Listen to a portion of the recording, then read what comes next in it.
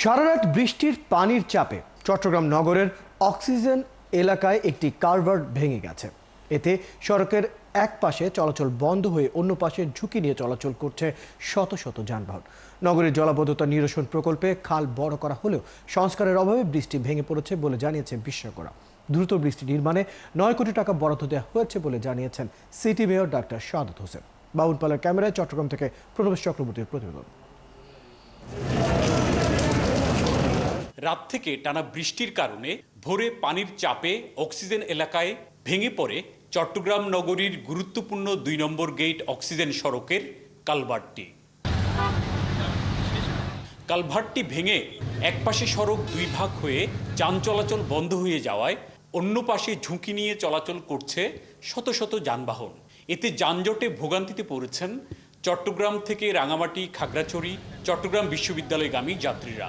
অনেকগুলো school college আছে, যার এমনি তো স্কুল কলেজ ছুটি হলে অনেক জাম থাকে। তার মধ্যে এখন যেহেতু 2 লাইনের রাস্তা, সেক্ষেত্রে যখন 1 লাইনে হয়ে গেছে যেটা এখন দুর্ভোগ তো অবশ্যই থাকবে। ব্রিজের উপর দিয়ে একটা ব্রিজটা করছে, এটা কোনো স্ট্রংলিভাবে করে নাই। যে ব্রিজটা নির্মাণ হয় সচরাচর যেভাবে হয় হার জায়গার মধ্যে, এভাবে জিনিসটা করা হয়নি। বছর দেড়েক আগে কালভার্টে ফাটল তৈরি হলেও কর্তৃপক্ষ কোনো ব্যবস্থা না নেয়ায় এবার বৃষ্টির পানির চাপে এটি ভেঙে পড়ল বললেন এলাকার বাসিন্দারা। এই বিষয়টা অনেকদিন যাবৎ এরকমই আছে, কিন্তু গত রাত থেকে আজকে এটা বেশি হয়ে গেছে।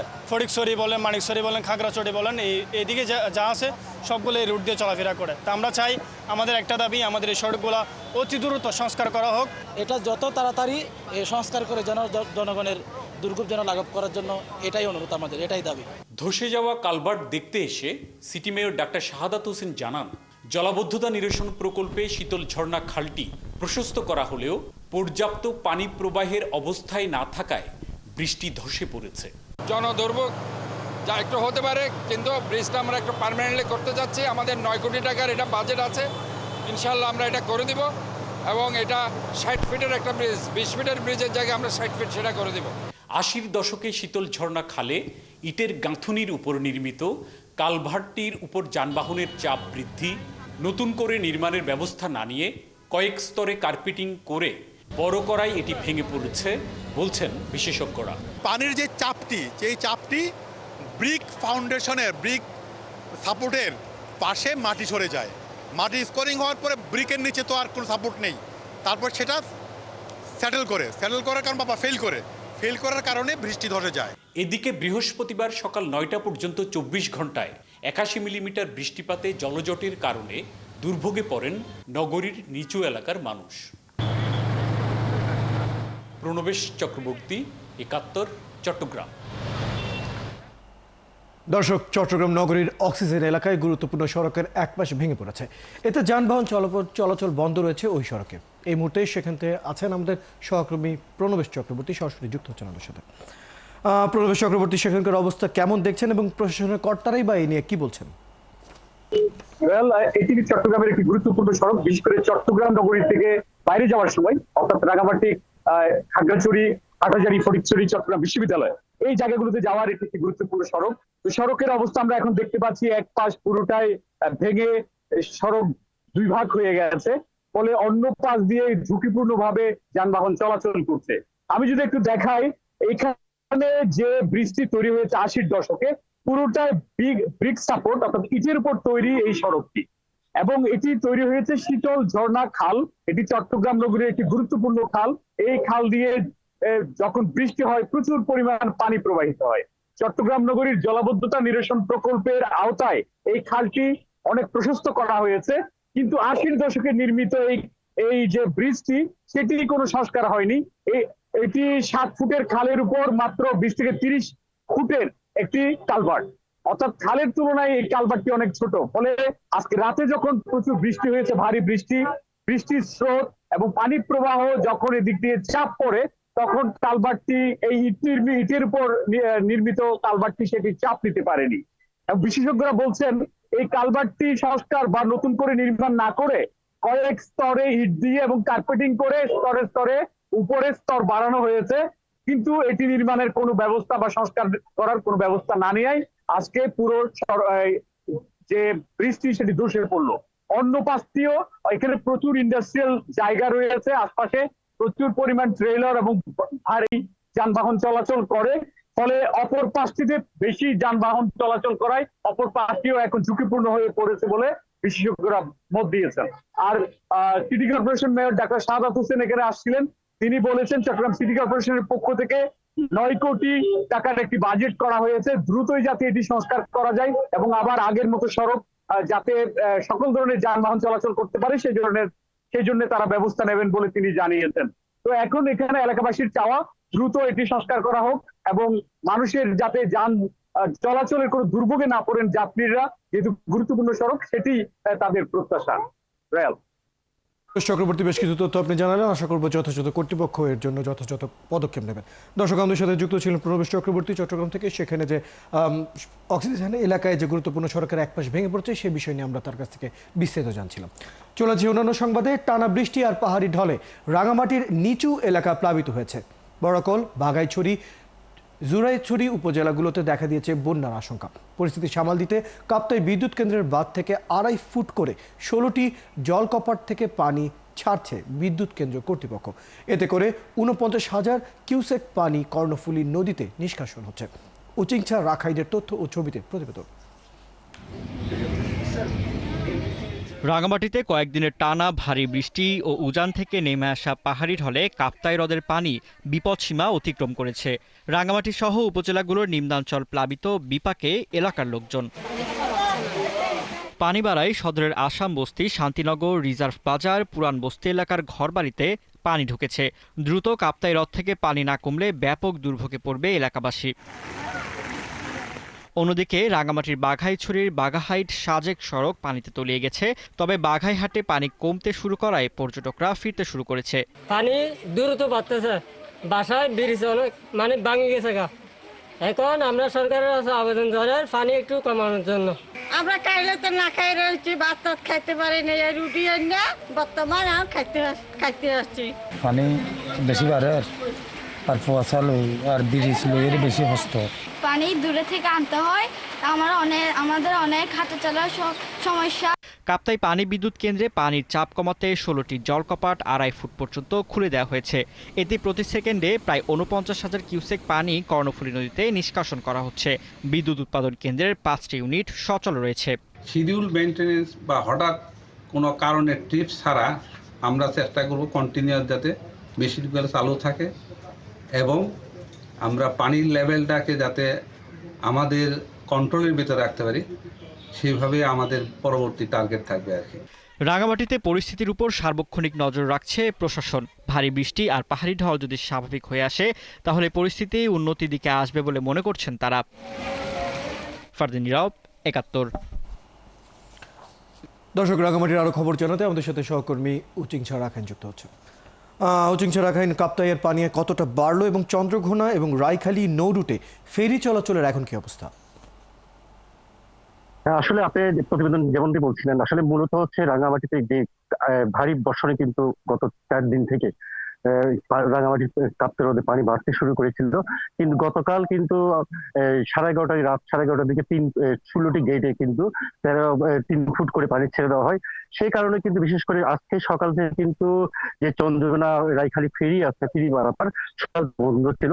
এখনো পর্যন্ত সেই ফেরি চলাচল করছে না, আমরা এমনকি পেয়েছি এবং ওখানকার যে যারা সংশ্লিষ্ট রয়েছেন তাদের সাথে আলাপ করেছি। কিন্তু আশা করছি আজকে রাতে যদি বৃষ্টিপাত না হয় তাহলে তো পানি কমতে শুরু হয়তো, যেহেতু হচ্ছে কাপ্তাই বাঁধের পানি কারণে কিন্তু স্রোত বেশি হওয়ার কারণে কিন্তু ফেরি চলাচল করতে পারছিল না। সে কারণে হয়তো আজকে যদি বৃষ্টি কমে, হয়তো স্রোত কমে গেলে হয়তো আগামী সকাল থেকে কিন্তু ফেরি চলাচল করবে এমনকি মানুষ প্রত্যাশা করছে।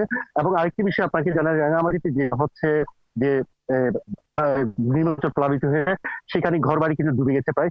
সেই কারণে কিন্তু রাঙামাটি সদরে যে সমস্ত কয়েকটি জায়গায় বিশেষ করে আসাম বস্তি, স্বর্ণরেলা এবং হচ্ছে রিজার্ভ বাজার, সেখানে কিন্তু রাঙামাটি যে জেলা প্রশাসনের পক্ষ থেকে কিন্তু ত্রাণ বিতরণ করা হয়েছে। ইতিমধ্যে একটি পরিবারকে 10 কেজি চাউল হরে 3.5 টন ব্যক্তিত্ব বরাদ্দ দেওয়া হয়েছিল এমনকি আমরা জানতে পেরেছি।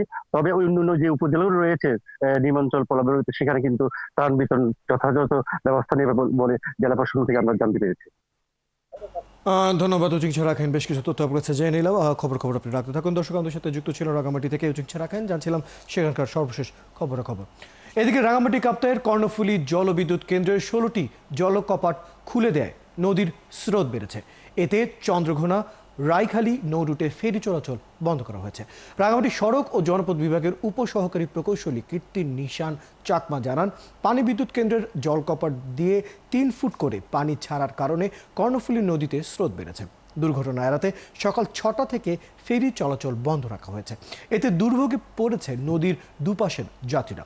নদীর দুই পাশে পারাপারের অপেক্ষায় রয়েছে যানবাহন। এছাড়া বিকল্প হিসেবে রাঙ্গুনিয়া উপজেলার গোডাউন সেতু ব্যবহার করে চলাচল করতে বলেছে কর্তৃপক্ষ।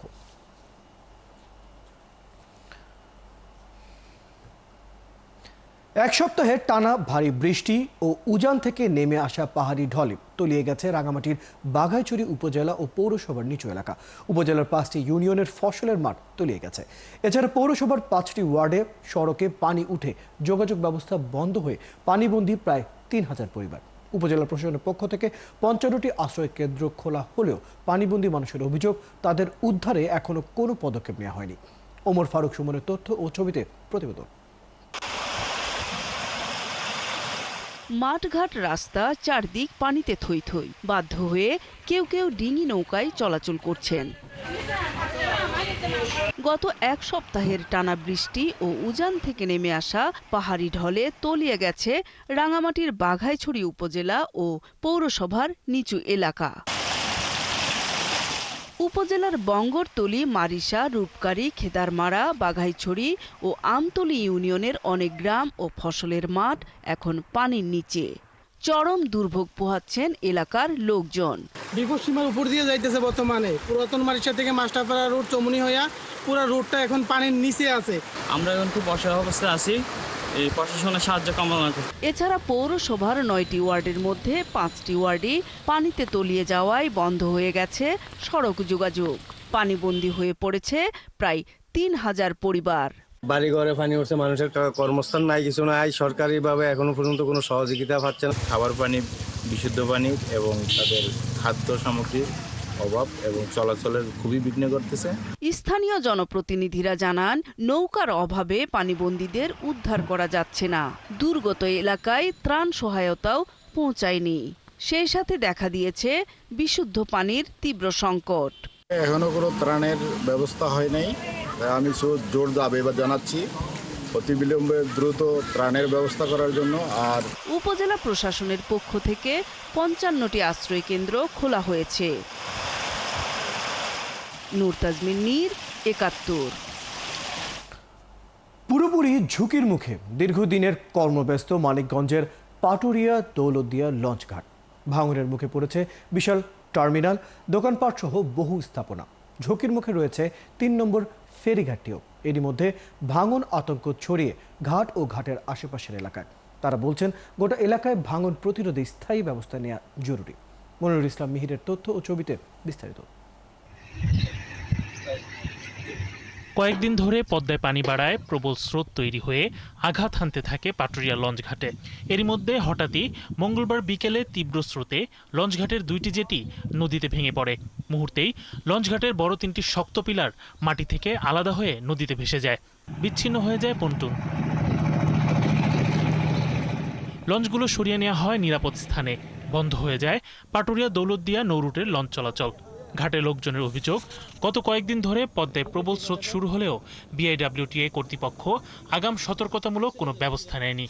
জেটি ভেঙে গেছে, আরো জমিন ভেঙে গেছে। এখনো যেভাবে ভাঙতেছে আস্তে আস্তে অনেক দোকানপাট কিংবা বাড়িঘর ভাঙার সম্ভাবনা আছে। দুরবস্থায় এনে ঘাট নাই, আমরা কিভাবে চলবো? আমাদের দোকানপাট সব বন্ধ, সব মানুষজন না খেয়ে এখন বিলীন হয়ে যাবে। ঘাটের নিচের অংশের মাটি সরে গিয়ে পার ভেঙে যাচ্ছে। এর মধ্যে লঞ্চঘাটের সলিং করা রাস্তার বেশিরভাগ অংশ নদীতে বিলীন হয়ে গেছে। এই অবস্থায়ও ভাঙন রোধে কোনো কাজ শুরু করেনি বিআইডব্লিউটিএ কর্তৃপক্ষ।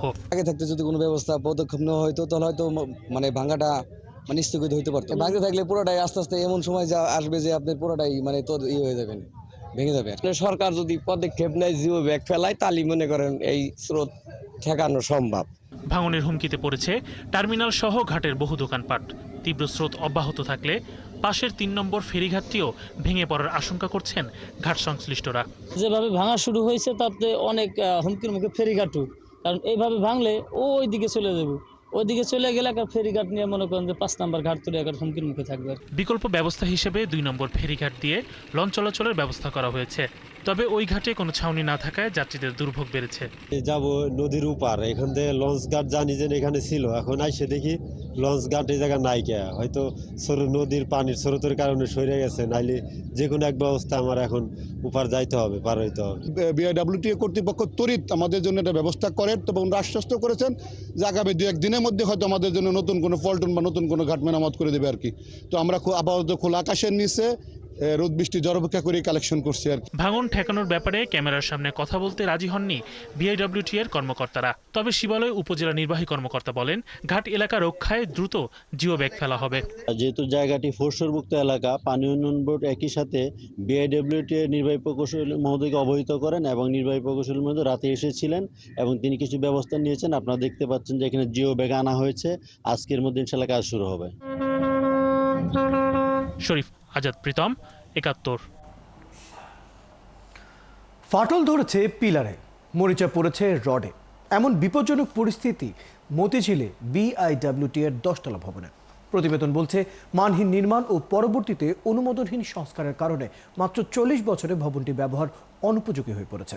পরীক্ষা নিরীক্ষা করে বুয়েটের বিশেষজ্ঞরা দ্রুত ভবন খালি করার পরামর্শ দিলেও ঝুঁকি নিয়ে কাজ করছে হাজারখানেক কর্মী। সংস্থার চেয়ারম্যান জানিয়েছেন, বিকল্প ভবনে কার্যালয় সরিয়ে নিতে মন্ত্রণালয়ে চিঠি দেওয়া হয়েছে। রুহুল আমিনের রিপোর্ট। মতিঝিলে অভ্যন্তরীণ নৌ পরিবহন কর্তৃপক্ষ বিআইডব্লিউটি এর প্রধান কার্যালয়। 10তলা ভবনটির আন্ডারগ্রাউন্ড পার্কিংয়ে একটি পিলারের এই অবস্থা দেখা যাচ্ছে খালি চোখেই। পুরো ভবন ঘুরলে এমন অনেক ঝুঁকি চোখে পড়বে জানিয়ে আতঙ্কিত বিআইডব্লিউটি এর কর্মকর্তা কর্মচারীরা। চেয়ারম্যান মহোদয় আছে বা ঊর্ধ্বতন কর্মকর্তা যারা আছে, ওনারা এটার ব্যাপারে সঠিক সিদ্ধান্ত দিতে পারবে। পরীক্ষা আগে একবার আসছে, বুয়েটের পরীক্ষা করি, এরপর কি রিপোর্ট দিছে আমরা তা যাই না, আমরা তো নিচে গাড়ি লই যাই, বাইরে আই। সম্প্রতি এমন কিছু ফাটল দেখে কর্তৃপক্ষ ভবনটি পরীক্ষার দায়িত্ব দেয় প্রকৌশল বিশ্ববিদ্যালয় বুয়েটকে।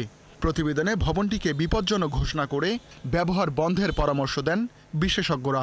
১৯৭৫ সালে শুরু হয় ভবনটির নির্মাণ, ৭ বছর পর শুরু হয় ব্যবহার, অর্থাৎ মাত্র ৪২ বছরেই ১,৬০,০০০ বর্গফুটের ভবনটি ঝুঁকিপূর্ণ।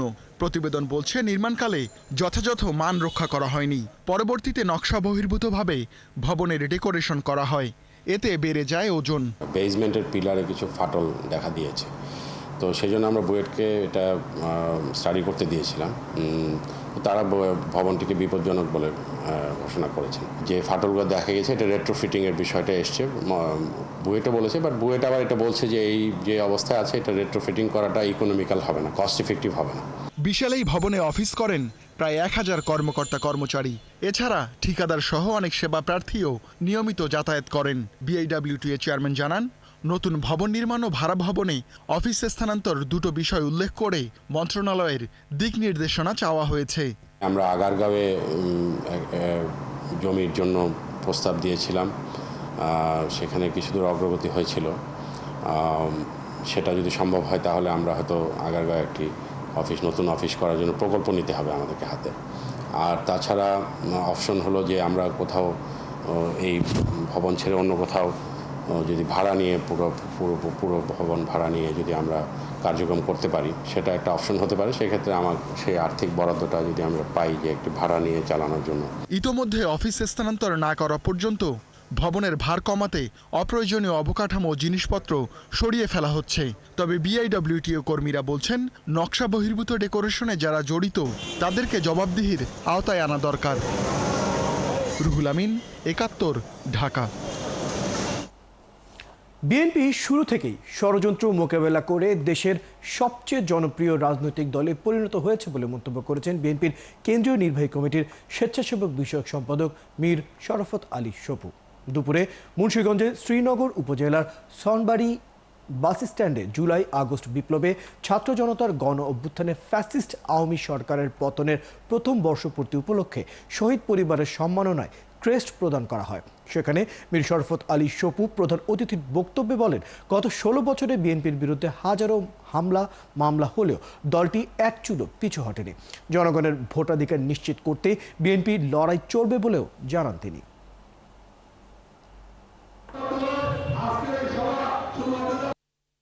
আমাদের সন্তানেরা তাদের ভোগকে সামনে রেখে তাদের তরতাজা রক্তের বিনিময়ে আমরা আজকে ফেসিবাদ মুক্ত বাংলাদেশ পেয়েছি। তাদেরকে আমি শ্রদ্ধা জানাই। দেশের মাটিতে ফেসিবাদ শেখ হাসিনার বিচার হবে। চিকিৎসক ও জনবল সংকটে জয়পুরহাটের আক্কেলপুর উপজেলা স্বাস্থ্য কমপ্লেক্সে ব্যাহত হচ্ছে চিকিৎসা সেবা। 50 শয্যার হাসপাতালটি চলছে মাত্র 4 জন চিকিৎসক নিয়ে। পড়ে আছে কোটি টাকা মূল্যের যন্ত্রপাতি। রোগীদের পাঠানো হয় জেলা হাসপাতাল, বগুড়ার, রাজশাহী বা ঢাকা মেডিকেলে। এতে খরচের সাথে বাড়ছে রোগী ও স্বজনদের ভোগান্তি। স্বাস্থ্য বিভাগ বলছে, জনবল সংকটের বিষয়টি মন্ত্রণালয়ে লিখিত জানানো হয়েছে। মোয়াজ্জেম হোসেনের তথ্য ও ছবিতে প্রতিবেদন। হাসপাতালে প্রতিদিন শত শত রোগীর ভিড়। চিকিৎসা সেবা পেতে চলছে স্বজনদের ছুটোছুটি। তবে কাঙ্ক্ষিত সেবা না পাওয়ায় ক্ষোভ জানান রোগীসহ স্বজনরা। তাদের অভিযোগ, জয়পুরহাটের আক্কেলপুর উপজেলা স্বাস্থ্য কমপ্লেক্স চলছে মাত্র 4 জন চিকিৎসক নিয়ে। প্রাথমিক চিকিৎসা দিয়ে তড়িঘড়ি করে তাদের পাঠিয়ে দেয়া হয় বগুড়া, রাজশাহী সহ রাজধানীর ঢাকা মেডিকেলে।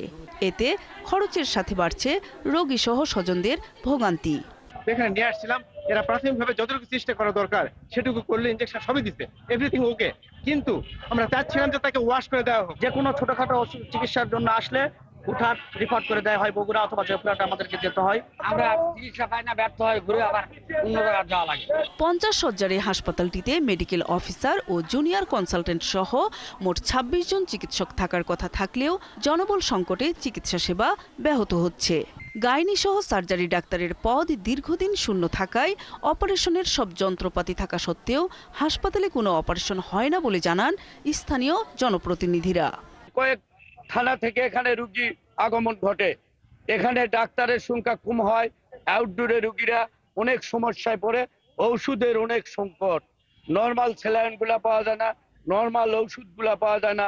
রুগীরা হাসপাতালে রুগী নিয়ে আসে, তাদের নর্মাল কিছু ঔষধ, সাধারণ কিছু ঔষধও পায় না। তবে স্বাস্থ্য বিভাগ বলছে, জনবল সংকটের বিষয়টি মন্ত্রণালয়ে লিখিত জানানো হয়েছে।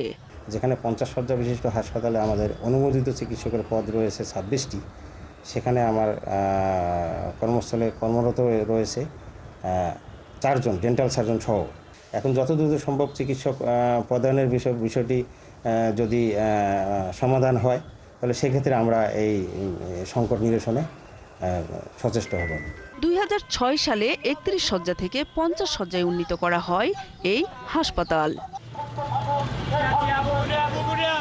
নূর তাজমিন নীর, 71। মাদারীপুরের ঢাকা বরিশাল মহাসড়কের 47 কিলোমিটার অংশ পরিণত হয়েছে মরণ ফাঁদে। বড় বড় গর্ত থাকায় যে কোনো সময় বড় দুর্ঘটনার শঙ্কা করছেন যাত্রী, চালক ও পথচারী। প্রাথমিক পর্যায়ে ঝুঁকিপূর্ণ জায়গায় ইট, বালু ও সুরকি দিয়ে মেরামত শুরু হয়েছে। তবে বৃষ্টির কারণে সেই মেরামত টিকছে না। সড়ক বিভাগ বলছে, টেকসই সংস্কারের জন্য বরাদ্দ চাওয়া হয়েছে। আরিফুর রহমানের তথ্য ও ছবিতে বিস্তারিত। ফরিদপুরের ভাঙ্গা থেকে মাদারীপুরের ভুরঘাটা পর্যন্ত প্রায় 47 কিলোমিটার সড়ক পড়েছে মাদারীপুর সড়ক বিভাগের আওতায়। এর ঢাকা বরিশাল মহাসড়কের অধিকাংশ অংশে পিচ উঠে গেছে, সৃষ্টি হয়েছে বড় বড় গর্ত। যাত্রীরা বলছেন, এই পথে পানি জমে থাকায় দুর্ভোগ বাড়ছে। প্রতিদিনই ঘটছে ছোট বড় দুর্ঘটনা। রোডের অবস্থা খুবই লাজুক এবং নাজেহাল। প্রতিনিয়ত এই রোডে অ্যাক্সিডেন্ট হচ্ছে, অনেক প্রাণহানি হচ্ছে। তো যত দ্রুত সম্ভব এই রোডটা সংস্কার করা হোক। বরিশাল থেকে এখানে এই পথে আর কি রওনা হয়ে আসলাম, তো রাস্তার অবস্থা খুবই খারাপ। তো এরকম যদি রাস্তার অবস্থা থাকে, আমাদের দৈনন্দিন জীবনে এই যে যাতায়াতের পথে আমরা খুবই হ্যারাসমেন্টের শিকার হই। এখানে বিভিন্ন রকম গর্ত আছে, যার কারণে যানবাহন চলাচল করতে সমস্যা, ঝাঁকি হয় অনেক, আর এতে যে কোনো দুর্ঘটনা ঘটতে পারে। চালকরা বলছেন, বছরে কোটি টাকা ব্যয় করেও সড়ক টিকছে না। রাস্তায় জায়গায় জায়গায় ভাঙার কারণে ক্ষতি হচ্ছে গাড়ির যন্ত্রাংশ। গন্তব্যে যেতে সময় এবং খরচ দুটোই বেশি হচ্ছে। ঢাকা থেকে আসতেছিলাম, বরিশাল যাব গাড়ি নিয়ে, ভাঙ্গা থেকে আসতে এত রাস্তা ভাঙ্গা, জায়গায় জায়গায় ব্রেক করতে হয়, আবার আপনার তেল খরচা হয় বেশি। চারপাশে গর্ত হয়ে গেছে, ঠিক আছে, এখন আমার সমস্যা হইতেছে গাড়ি নিয়ে ডিস্টার্ব হইতেছে। যেতাম 35 মিনিট আর এখন এখনো 10 মিনিট লাগে। এত পরিমাণ ভাঙাচোর রাস্তা, বুঝলেন, এই 4 মাসের ভিতরে রাস্তা করে যাওয়ার কোনো পরিবেশ নেই। সড়ক বিভাগ বলছে আপৎকালীন ব্যবস্থা হিসেবে ইট, সুরকি আর বালু দিয়ে ঝুঁকিপূর্ণ স্থানগুলো সাময়িকভাবে মেরামত করা হচ্ছে। দীর্ঘমেয়াদী যে পরিকল্পনাটা আমাদের আছে সেটা হচ্ছে যে এই সড়কটাকে 6 লেন উন্নীত করা। সেটার জন্য আমাদের ল্যান্ড এক্সিকিউশনের কাজ শেষ, শিফটিংয়ের জন্য আমরা কাজ এখন রিভিউ করছি। ডিজাইনটা এখন রিভিউ পর্যায়ে আছে। আমাদের শুধুমাত্র ডোনার ফান্ড বা সোর্স অফ ফান্ডিং এর ইস্যুটা ক্লারিফাই হলেই আমরা ইনশাল্লাহ এই কাজটা আমরা শুরু করতে পারবো। বিভাগের 6 জেলা ছাড়াও মাদারীপুর, ফরিদপুর ও গোপালগঞ্জ সহ দক্ষিণ পশ্চিমাঞ্চলে লাখো মানুষ এই সড়ক ব্যবহার করে। প্রতিদিন এই সড়কে চলাচল করে প্রায় 20,000 যানবাহন। ফারদিন নীরব, 71। দীর্ঘদিন ধরে বন্ধ হয়ে পড়ে আছে সিরাজগঞ্জের জাতীয় জুট মিল। যন্ত্রগুলোতে মরিচা ধরে গেছে, তালাবদ্ধ কারখানায় ভবন নষ্ট হচ্ছে কোটি টাকার রাষ্ট্রীয় সম্পদ। এতে করে থমকে রয়েছে এই মিলের উপর নির্ভর করা হাজারো মানুষের জীবন। লোকজনের দাবি সব জটিলতা কাটিয়ে আবারও এই জুট মিল চালু হোক। ইউসুফ দেওয়ান রাজুর তথ্য ও ছবিতে প্রতিবেদন। সিরাজগঞ্জ পৌরসভার রায়পুরে 1960 সালে প্রতিষ্ঠা হয় এই জুট মিল। 75 একর জায়গা জুড়ে দাঁড়িয়ে থাকা এই বিশাল ভবনটিতে একসময় ছিল হাজারো শ্রমিকের কর্মচাঞ্চল্য। এখন শুনশান নীরবতা। কর্মকর্তাদের দুর্নীতি, আমলাতান্ত্রিক জটিলতা সহ নানা কারণে লোকসানের মুখে 2007 সালে উৎপাদন বন্ধ হয় কারখানার। পরে 2011 সালে আন্দোলনের মুখে পুনরায় চালু হলেও 2019 সালে আবারও বন্ধ হয়ে যায়। বিগত আওয়ামী লীগের সময় বারবার ফাইন্যান্স সরকারের থেকে দিয়ে চালু করে, কিন্তু এই চালু আর থাকে না, পরবর্তীতে বন্ধ করে দেয়। অন্তর্বর্তী সরকারের কাছে দাবি মিলটা যদি চালু করে দেওয়া হয়, তারা ঠিকভাবে মাসে বেতন হোক, সপ্তাহে বেতন হোক, যেভাবে ডাল ভাত খায় জীবনযাপন করে সেইভাবে হলে আমার মনে হয় যে ভালো হতো। এরপর 2020 সালে কুষ্টিয়া রশিদ গ্রুপ মিলটি ভাড়া নিয়ে উৎপাদন শুরু করেছিল। তবে মাত্র 2 বছরের মাথায় 2022 সালে বেতন বোনাস বকেয়া রেখেই মিলটি আবারও বন্ধ করে দেয়া হয়। এই মিলে আমরা কাজ করে খাইছি, এই মিলটি আমগরে বন্ধ করে দিছে, আমগরে বোনাস না দিয়ে আমগরে রাইতে বার করে দিছে এই মিল থেকে। যারা মিল দিয়ে উৎপাদন করে সাধারণ শ্রমিক, তারা বেতনও নাই, চাকরিও নাই, তারা বর্তমানে কোনো কর্মকাণ্ডের মধ্যেও নাই। বর্তমানে সরকারিভাবে 212 জন কর্মকর্তা কর্মচারী মিলটি দেখাশোনা করছেন। তবে কার্যত কোনো উৎপাদন না থাকায় নষ্ট হচ্ছে কোটি টাকার যন্ত্র। এই মিল যদি আবার নতুন করে চালু হয়, এলাকার অর্থনৈতিক অবস্থার উন্নতি হবে, এলাকায় মানে আর্থিক যে উন্নতির ফলে তাদের জীবনযাত্রার মান বৃদ্ধি পাবে, এলাকায় শান্তি শৃঙ্খলা ভালো হবে। এই প্রেক্ষিতে আমার মনে হয় মিলটা যদি চালু করা যায়, সম্ভব হয়, সেটা সবার জন্যই ভালো হবে। আমিও চাই মিলটা চালু হোক। এদিকে দলীয়করণ ও লুটপাটের কারণে বারবার মিল বন্ধ করে দিয়েছে বিগত আওয়ামী লীগ সরকার বলে জানান এই নেতা। এই সরকার বিভিন্ন প্রতিষ্ঠান দলীয়করণ করে লুটপাট শুরু করেছিল এবং সেই লুটপাটের অংশ হিসাবে আমাদের কওমি জুট মিলেও এখানে উৎপাদন বৃদ্ধি না করে এখানের আগেকার যে সমস্ত মালামাল ছিল, যে সমস্ত ভালো মেশিনপাতি ছিল, এগুলি নিয়ে চলে গেছেন। সব সংকট কাটিয়ে জরাজীর্ণ ভবন থেকে আবারও জেগে উঠুক এই কারখানা, এমনটাই প্রত্যাশা করছেন শ্রমিক ও স্থানীয়রা। ফারদিন নীরব, 71। সামাজিক দায়বদ্ধতার অংশ হিসেবে ব্র্যাক ব্যাংক সিলেটের কিডনি ফাউন্ডেশন হাসপাতালে একটি অক্সিজেন প্ল্যান্ট স্থাপনে আর্থিক সহায়তা দিয়েছে। একই সঙ্গে জীবন রক্ষাকারী কিডনি ডায়ালাসিস সেবা প্রদানে স্যার আবেদ কিডনি ডায়ালাসিস ফান্ডে অর্থ সহায়তা দিয়েছে ব্যাংকটি।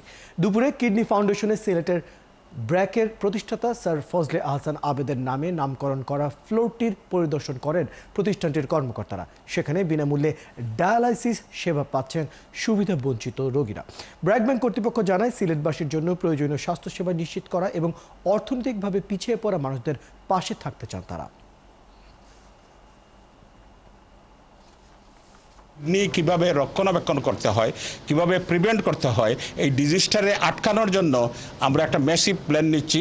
ইনশাল্লাহ এই এন্ড অফ দিস ইয়ার আমরা লঞ্চ করবো। এটা পিছিয়ে পড়া জনগোষ্ঠী বা আর্থিক টানাপোড়েনে যারা থাকে, যেহেতু কিডনি ডায়ালাইসিস একটু কস্টলি একটা ট্রিটমেন্ট, তো উনি চেয়েছিলেন সবার জন্য যেন এটা অ্যাফোর্ডেবল করা যায়। তো ওনার এই স্বপ্নটাকেই আমরা বাস্তবায়ন করার জন্য আমাদের এখানে এই ব্যবস্থাটা করে দেওয়া, যেন এই পেশেন্টরা এই ট্রিটমেন্টটা সহজে অ্যাফোর্ড করতে পারে। উত্তর ও দক্ষিণপন্থী নয়, বিএনপি মধ্যমপন্থী রাজনীতি করে।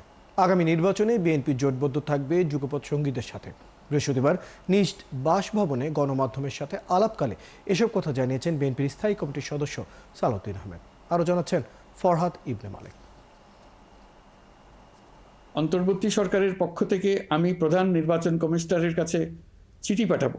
2026-এর ফেব্রুয়ারিতে নির্বাচন আয়োজন করতে কমিশনকে চিঠি পাঠিয়েছে প্রধান উপদেষ্টার দপ্তর। বৃহস্পতিবার রাজধানীতে মতবিনিময়কালে সরকারের নির্বাচনের উদ্যোগ নিয়ে সাংবাদিকদের কাছে সন্তুষ্টি প্রকাশ করেন বিএনপির স্থায়ী কমিটির সদস্য সালাউদ্দিন আহমেদ। আমরাও সন্তুষ্ট, মানে প্রধান উপদেষ্টাও তার এই অগ্রগতির জন্য অপেক্ষা করছিলেন সংস্কার এবং বিচার কার্যক্রমের জন্য। আমরা ভবিষ্যতেও মানে প্রধান উপদেষ্টার এই দর্শন, ভবিষ্যৎ চিন্তা এবং জাতি গঠনে তার যে ভীষণ, এগুলো আমরা ব্যবহার করব এবং তার চিন্তা চেতনাকে আমরা ধারণ করব। আগামী নির্বাচনে জোটের প্রশ্নে সালাউদ্দিন জানান, যুগপৎ সঙ্গীদের সাথে নিয়েই নির্বাচনে যাবে বিএনপি। এটাকে জোটবদ্ধ বলবো কিনা জানি না, তবে আমাদের সাথে যারা যুগপৎ আন্দোলনে শরিক ছিলেন বিগত ফ্যাসিবাদ বিরোধী আন্দোলনে, তাদেরকে সাথে নিয়ে আমরা নির্বাচন করব, এটা আমাদের অঙ্গীকার ছিল, প্রতিশ্রুতি ছিল, এখনো আছে। এ সময় অন্তর্বর্তী সরকারের 1 বছরে মূল্যায়নের প্রশ্নে সালাউদ্দিনের মত, জনগণের আকাঙ্ক্ষা পূরণে অনেকটাই ব্যর্থ এই সরকার। সরকারের কাছে আমরা আরও বেশি কিছু আশা করেছিলাম, এই জাতি আরও অনেক বেশি আশা করেছে। তো যেহেতু একটা অনির্বাচিত সরকার এবং একটা বিধ্বস্ত রাষ্ট্রীয় পরিস্থিতির সময়ে তাদেরকে দায়িত্ব নিতে হয়েছে, জনদাবির কোনো শেষ ছিল না, মফ কালচারের সৃষ্টি হয়েছে, ডেমোক্রেসির পরিবর্তে মবোক্রেসির একটা টেন্ডেন্সি দেখা গিয়েছে। এত সব কিছু বাধা বিপত্তি অতিক্রম করে যে পর্যায়ে তারা এখন উন্নীত হয়েছে, সেটা আমি বলবো তাদের পক্ষে এর বেশি অর্জন করা হয়তো সম্ভব ছিল না। নির্বাচনে ত্যাগী ও তারুণ্য নির্ভর প্রার্থীদেরকেই বেশি প্রাধান্য দেবে বিএনপি, জানান এই নেতা। তারুণ্যের অংশ রাখতে চাই। ফরহাদ ইবনে মালিক, 71, ঢাকা। জুলাই গণ অভ্যুত্থানের সময় আশুলিয়ায় 7 জনকে হত্যা ও লাশ পোড়ানোর মামলায় অভিযোগ গঠনে রাষ্ট্রপক্ষের শুনানি শেষ হয়েছে। আসামি পক্ষের শুনানির জন্য 13 আগস্ট দিন ঠিক করেছেন আন্তর্জাতিক অপরাধ ট্রাইব্যুনাল। বৃহস্পতিবারই সব আসামির বিরুদ্ধে অভিযোগ গঠনের আবেদন করে প্রসিকিউশন। আরও জানাচ্ছেন সৈকত সাদিক। জুলাই গণ অভ্যুত্থানে সাভারের আশুলিয়ায় আন্দোলনকারীদের উপর নির্বিচারে গুলি চালায় পুলিশ। ওই এলাকায় পুলিশের গুলিতে 29 জন ছাত্র জনতা শহীদ হন। তবে 4 ও 5 আগস্ট শেখ হাসিনার পতনের দিন পুলিশের গুলিতে শহীদ হন 7 জন। এরপর 6 জনের মরদেহ পুড়িয়ে দেয় আশুলিয়া থানার পুলিশ। এই ঘটনায় মানবতা বিরোধী অপরাধের মামলায় ট্রাইব্যুনাল 2-এ অভিযোগ গঠনের শুনানি হয়। পলাতক সাবেক এমপি সাইফুল ইসলাম, ডিআইজি নুরুল ইসলাম সহ 16 আসামির বিরুদ্ধে সুনির্দিষ্ট অভিযোগ তুলে ধরে প্রসিকিউশন। এ সময় মামলায় গ্রেপ্তার বরখাস্ত এসপি আব্দুল্লাহ হিল কাফি ও শাহিদুল ইসলাম, ডিবির পরিদর্শক আরাফাত হোসেন, পুলিশ কনস্টেবল মুকুল চোকদার সহ 8 আসামির বিরুদ্ধেও অভিযোগ তুলে ধরে প্রসিকিউশন। এটা আমরা বলেছি যে 6 জনকে এবং 4 তারিখে একজনকে, এই 7 জনকে হত্যা করা হয়েছে, দ্যাট ইজ একটা অফেন্স। আরেকটি অফেন্সের বর্ণনা আমরা দিয়েছি, সেটা হলো হত্যার পরে অথবা জীবিত অবস্থায় এই 6 জনকে যে পুড়িয়ে তাদের শরীর বিকৃত করে দেওয়া হয়েছে, এটাকে আমরা বলেছি যে এটা হলো আদার ইনহিউম্যান অ্যাক্ট। ট্রাইব্যুনাল আসামি পক্ষের শুনানির জন্য 13 আগস্ট দিন ঠিক করেন। আজকে প্রসিকিউশনের পক্ষে চার্জ হিয়ারিং আমরা কমপ্লিট করেছি। ডিফেন্স সময় চাওয়ায় অনারেবল ট্রাইব্যুনাল সন্তুষ্ট চিত্তে আগামী 13 তারিখ অর্থাৎ 13ই আগস্ট ডিফেন্সের শুনানির এবং তাদের কিছু আবেদন আছে, সেই আবেদনগুলোর শুনানির জন্য দিন ধার্য করেছে। এদিকে রামপুরা এলাকায় 2 জনকে হত্যা ও এক ব্যক্তিকে কার্নিশে ঝুলে থাকা অবস্থায় গুলি করার মামুনুর রহমান সহ 5 জনকে আসামি করে অভিযোগপত্র দাখিল করেছে প্রসিকিউশন। সাবেক ডিএমপি কমিশনার মোহাম্মদ রাশিদুল ইসলাম, সাবেক এডিসি খিলগাঁও জোন মোহাম্মদ মুসিউর রহমান, সাবেক ওসি রামপুর থানা চঞ্চল চন্দ্র সরকার, সাবেক এএসআই রামপুরা পুলিশ ফাঁড়ি তারিকুল ইসলাম ভুইয়া। সৈকত সাদিক, 71, ঢাকা। ঢাকা সহ দেশের 5টি বিভাগে হালকা থেকে মাঝারি ধরনের বৃষ্টির পূর্বাভাস দিয়েছে আবহাওয়া অফিস। সেই সঙ্গে বর্জ্য সহ বৃষ্টির সম্ভাবনা রয়েছে। সন্ধ্যা থেকে পরবর্তী 24 ঘন্টার পূর্বাভাসেও একই ধরনের আবহাওয়ার পূর্বাভাস দেওয়া হয়েছে। বৃহস্পতিবার সন্ধ্যা পর্যন্ত পূর্বাভাসে বলা হয়েছে ঢাকা, খুলনা, বরিশাল, চট্টগ্রাম ও সিলেট বিভাগের অধিকাংশ জায়গায় এবং রংপুর, রাজশাহী ও ময়মনসিংহ বিভাগের অনেক জায়গায় অস্থায়ীভাবে দমকা হাওয়া সহ হালকা থেকে মাঝারি ধরনের বৃষ্টি বা বজ্রসহ বৃষ্টি হতে পারে। একই সঙ্গে ঢাকা, খুলনা, বরিশাল ও চট্টগ্রাম বিভাগের কোথাও কোথাও মাঝারি ধরনের ভারী ও অতি ভারী বর্ষণ হতে পারে।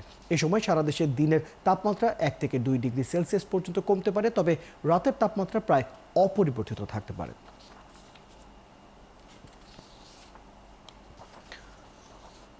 দুর্বল নেটওয়ার্কের কারণে মোবাইলে কথাই বলা যাচ্ছে না, গ্রাহকদের এমন অভিযোগের বন্যা সামাজিক যোগাযোগ মাধ্যমে।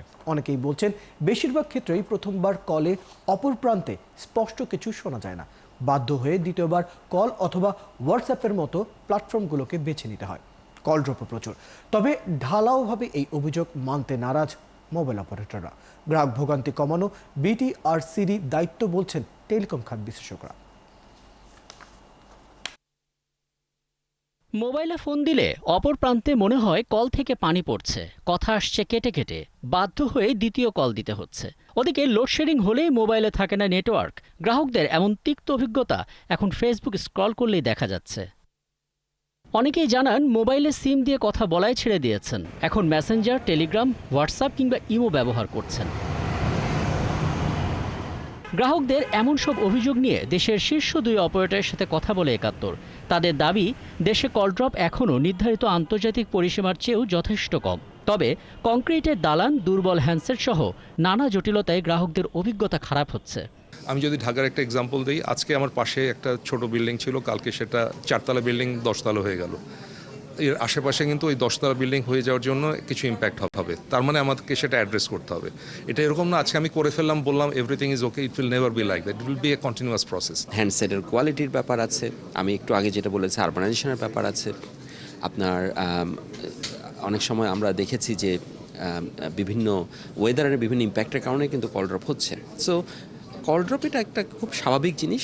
আইটিইউ রেগুলেশনস অনুযায়ী আপনার 2%-এর নিচে যদি কল ড্রপ থাকে, দ্যাট ইজ অ্যাকসেপ্টেবল। মোবাইল অপারেটরদের মতে দেয়াল বা ভবনের বাধা ছাড়াও বিভিন্ন এলাকায় অবৈধভাবে বসানো জ্যামার বড় বাধা। পাশাপাশি অনেক ফিচারযুক্ত কম দামি স্মার্টফোনও ব্যবহারকারীদের বাজে নেটওয়ার্ক অভিজ্ঞতা তৈরি করছে। একটি টাওয়ারে একাধিক নেটওয়ার্ক শেয়ারিংয়েও নেটওয়ার্ক দুর্বল হতে পারে।